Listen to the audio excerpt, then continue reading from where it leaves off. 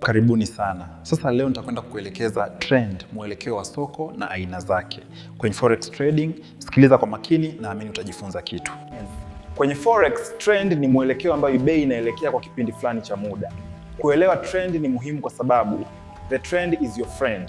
Kwenye forex kuna aina kuu tatu za trend: uptrend, downtrend and range au sideway.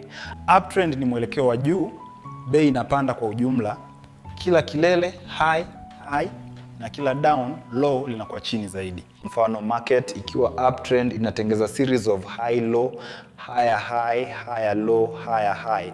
Hapa unatafuta buying opportunity.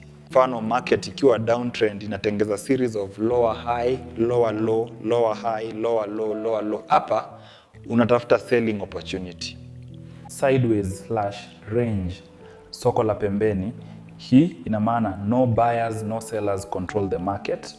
Bei haipandi wala kushuka kwa mwelekeo wa moja kwa moja, ni sawa na kusema consolidation.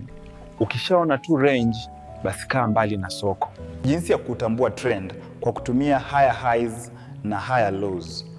Uptrend HHHL, downtrend LHLL. Kwa kutumia trend line, chora mstari unaunganisha lows katika uptrend au highs katika downtrend. Mstari huo husaidia kuona ikiwa trend inaendelea au kuvunjika. Umuhimu wa trend: husaidia kuamua mwelekeo wa biashara zako, hupunguza trades za kubahatisha, husaidia kuingia sokoni kwa nafasi bora. Kama trader, lengo lako ni kutambua trend mapema na kuifuata. Usipigane na trend, bali tafuta pointi nzuri ya kuingia kulingana na mwelekeo wa soko.